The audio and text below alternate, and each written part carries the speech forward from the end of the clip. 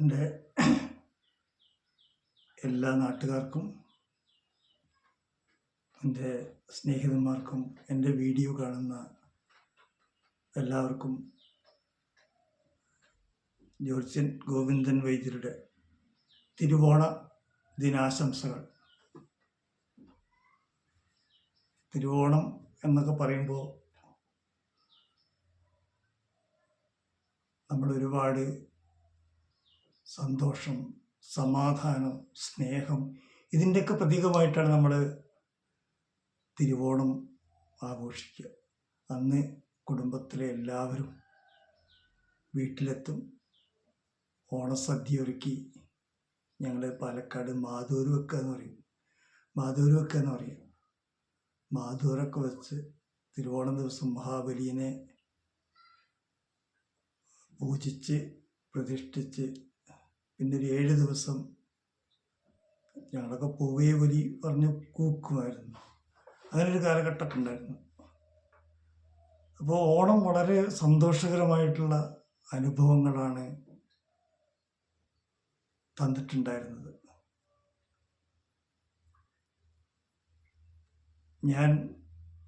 ഞാനും വളരെയധികം ആഘോഷിക്കുന്ന ഒരു ഉത്സവമാണ് ഓണാഘോഷം. അതേപോലെ നാട്ടിലെ എല്ലാ ആഘോഷങ്ങൾക്കും ഞാനും പങ്കെടുക്കാറുണ്ട്. അങ്ങനത്തെ ഒരു ആളും കൂടിയാണ് ഞാൻ.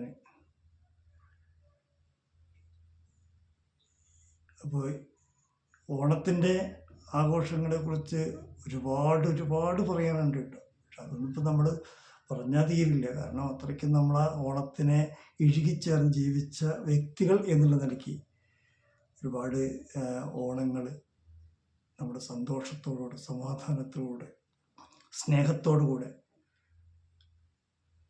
അനുഭവിച്ചിട്ടുണ്ട്. ഇന്നിപ്പോൾ എനിക്ക് ഓണം ഉണ്ടോ വെച്ചാൽ ഓണം ഇല്ല. കാരണം എൻ്റെ ഭാര്യ മരണപ്പെട്ടിട്ട് 2 കൊല്ലമായിട്ടുള്ളൂ. അതിൻ്റെ ഞാനും മോനും മാത്രമേ ഉള്ളൂ. അപ്പോൾ ഞാൻ ഈ കൂട്ടുകുടുംബത്തിലിരുന്ന് ഓണം ആഘോഷിച്ച ഒരാളെന്നുള്ള നിലയ്ക്ക് ഒറ്റയ്ക്കിരുന്ന് ഓണം ആഘോഷിക്കാൻ പലപ്പോഴും സാധിക്കാറില്ല.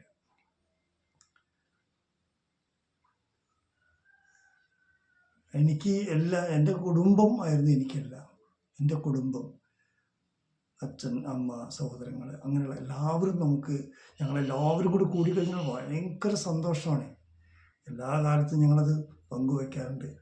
ഇപ്പോൾ ഒരു സഹോദരൻ നഷ്ടപ്പെട്ടു, ഇപ്പോൾ എൻ്റെ ഭാര്യ നഷ്ടപ്പെട്ടു. അപ്പോൾ ഈ എല്ലാ നഷ്ടങ്ങളും കൂടിയായിട്ട് 2 കൊല്ലമായിട്ട് ഞങ്ങളുടെ ഗൃഹത്തിൽ 4-5 കൊല്ലമായിട്ട് ഇങ്ങനെയൊക്കെ തന്നെയായിരുന്നു പോയിരുന്നത്.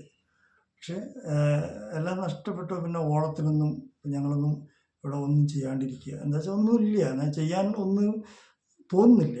അതുകൊണ്ടാട്ടോ തോന്നാത്തതുകൊണ്ടാണ്.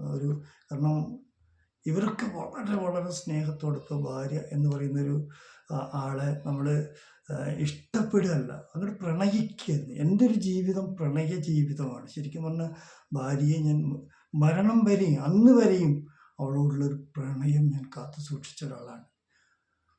പ്രണയം എന്ന് പറഞ്ഞാൽ ഉള്ളിൽ മുഴുവൻ അവർക്ക് വേണ്ടി ജീവിക്കുക, അവരാണെല്ലാം.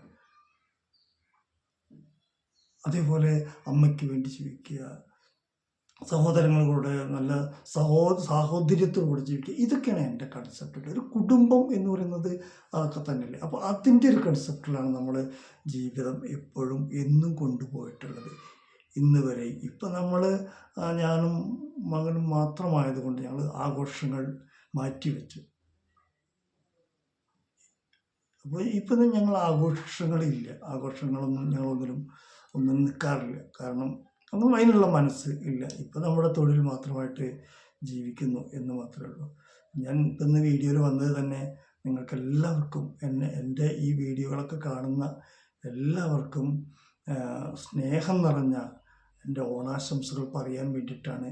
നമ്മളുടെ കുടുംബമാണ് നമുക്ക് ഏറ്റവും വലുത്.